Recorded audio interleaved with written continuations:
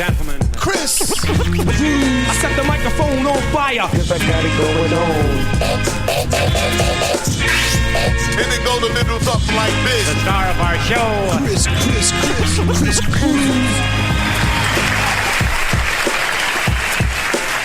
That is right, guys. We're back here another day and another episode of the special election coverage that I'm going to be doing. And like I said, we started this on Monday. In different days, I'm going to give you different interviews with different people, and they're going to give you some information that should be useful, kind of make it more easier for you to make a decision on November 8th. I don't care who you're voting for, to be honest. I just want to give you the information that I see, I believe, and it is important for you to know. Now, we're supposed to have Benji today.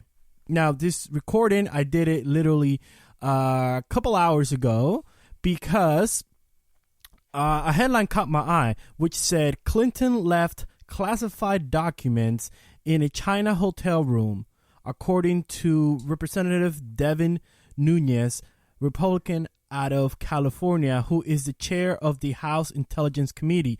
He wrote a letter on Monday towards FBI Director Comey saying, hey, this is what's going on. This is what's been happening with the Hillary Clinton. We've seen some reports coming out from Clinton and her staff kind of not using proper protocol when it comes to handling classified information. Now, the person that wrote it was Morgan. She is a staff writer at the Washington Free Beacon. She writes about the defense, national security, and politics for the Washington Free Beacon. So what is going on now that this whole mess with Clinton leaving classified documents in a China hotel?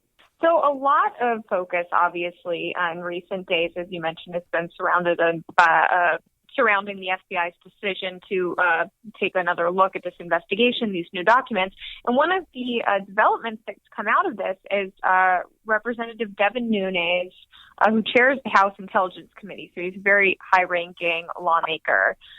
He wrote a letter to FBI Director James Comey yesterday with a bunch of questions asking for more information about the ongoing probe into Clinton's emails. But one of the big revelations about it was he wrote in the letter that he had learned that Clinton left classified documents in her hotel room in China during a trip when she was Secretary of State, and that the U.S. Marine Corps security officials filed a report related to the possible compromise of those documents.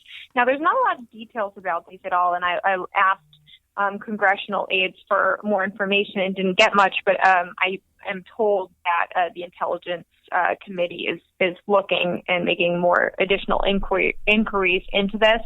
But basically, Devin Nunes is looking for more information about this, and he wants specifically the FBI director to address any and all of the instances that the Bureau uncovered that had to do with Clinton or her aides, mishandling this hard copy classified information while overseas.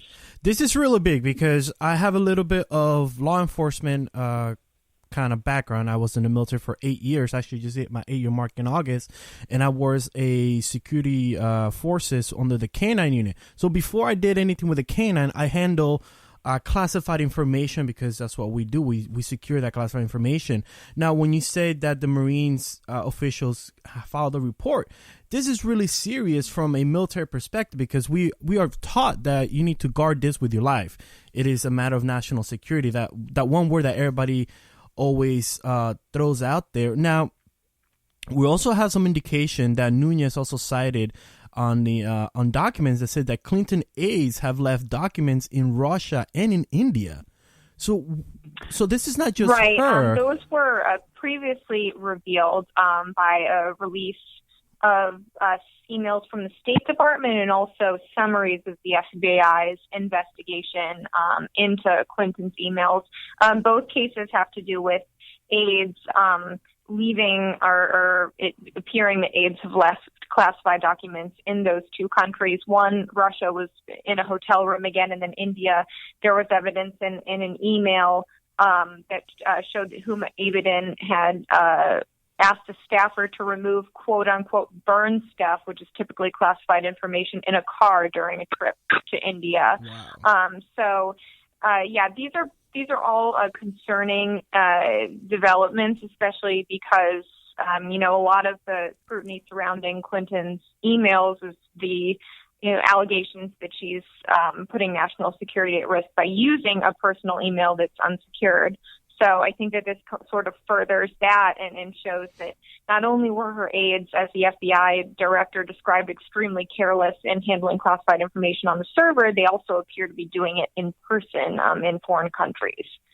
Yeah, it's really interesting because the more you read his letter, guys, and if you go to this, and I'll have a link to this article by Morgan, if you guys could read the actual letter by Representative Nunes, it's really interesting because he goes into extreme detail of what is going on. Now, here's one thing we've learned from Director Comey, that he said that during the investigation in July, he said that the Clinton and her aides have been extremely careless. Now, in your opinion, does this kind of show what Director Comey was talking about? Yes, I think so. But as I mentioned before, it provides another layer to it because it's not only the emails now. This is actually hard copy classified information. And I think that, I hope that the FBI director does get back with more information about this because I think this is a necessary issue that needs to be addressed so that Congress knows what steps they can take to prevent this, that, public officials know what not to do in the future, and also so hopefully the American people can, find out what was actually going on here. It might help to educate them in their decision, to vote in the presidential election. I think that's one thing that's really come up out of all of this. There's been a lot of scrutiny around Clinton for the emails, and I think a lot of that has to do with the fact that the American people are making this big decision, and they need to look at basically the credentials of both all the candidates in the field, really. And one of those is obviously Clinton's time as Secretary of State, and this is, unfortunately for her, this is a big part of her record now, this use of private email. No, and I completely agree. And guys, just to give you a heads up on how you're supposed to print classified documentation, you just can't print them on any good old printer. There's actually, if you go to any installation, military installation, they got two kind of printers, one that prints non-classified and one that prints classified information, because they don't want, as we all know, printers have a memory, so we don't want nobody to be hacking into the printers. So this is a big deal. Now, I know Representative Nunes also said that he wants to know what is inside Weiner's devices and when was this obtained, because according to Nunes, he says that investigators said that they took some devices in mid-September. So is he kind of saying that they have this for a long time? Longer than one would think, given that Comey just came out and told Congress about this on Friday. I think a lot of the scrutiny surrounding this announcement has had to do with that, particularly the timeline between when federal and local officials that were investigating the Weiner allegations found these, emails, and then when the Attorney General, Comey, the Assistant FBI Director were actually briefed on the details and basically became informed that these emails could be relevant to the case. So that certainly seems like a large gap. I mean, we're talking about mid-September, these emails being found, and then Comey being notified according to media reports in the middle of October, and then he announces to Congress last week. So I'm certain that we'll hopefully find out more about the actual timeline as time goes on. That's something that people are looking at on both sides of the aisle, because obviously the Clinton campaign has been very critical of the FBI director for coming out and making this public so close to the election. Yeah, and then one thing also, this guy is on the ball. Representative Nunes is really on the ball, because he also asked about the deputy director, which is McCabe, and he wants to know what's his involvement in that. Why is he asking is his involvement in this case? So McCabe, who, as you mentioned, is the FBI deputy director, has been scrutinized recently because the Wall Street Journal actually reported at the end of last month, before Comey reopened the investigation into the Clinton emails, that a political group connected to Virginia Governor Terry McAuliffe, who's a longtime Clinton ally, donated about $500,000 to the 2015 election campaign of McCabe's wife. She was unsuccessful. It was a state-level election campaign, I believe. But still, it raises questions because McCabe was FBI deputy director as this Clinton email probe was going on, so he was helping to oversee the investigation.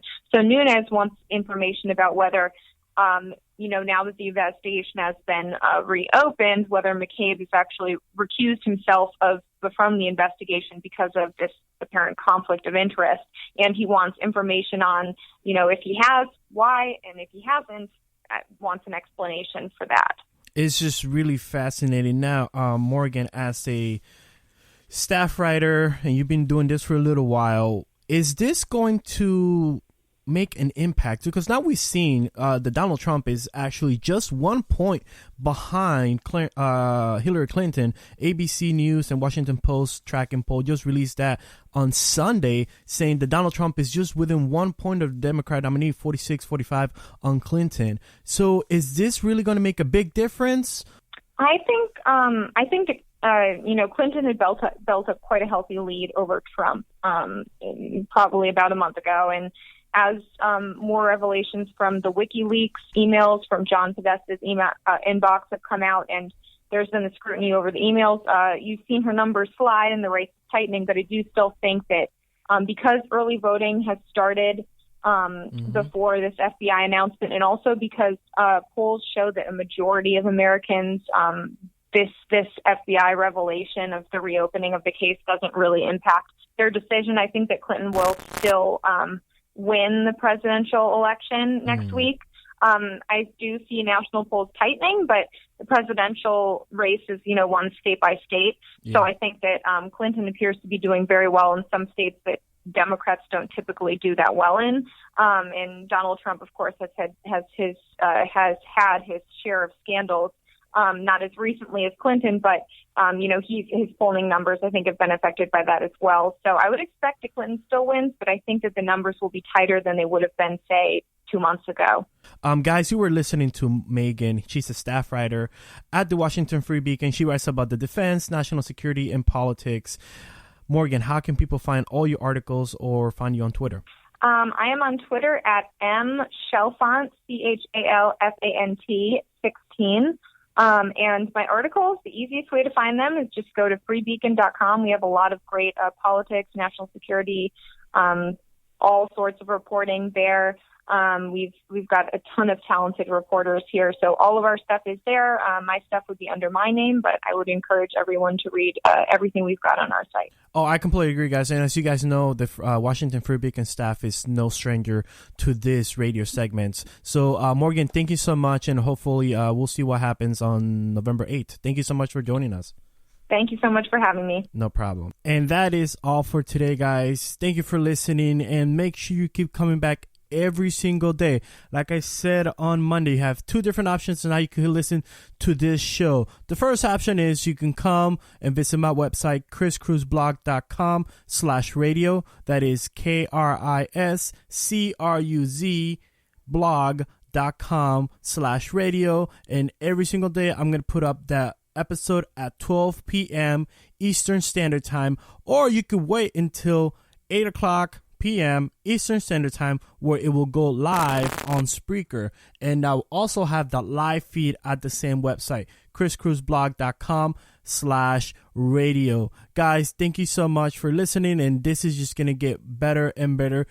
Do not miss tomorrow's episode.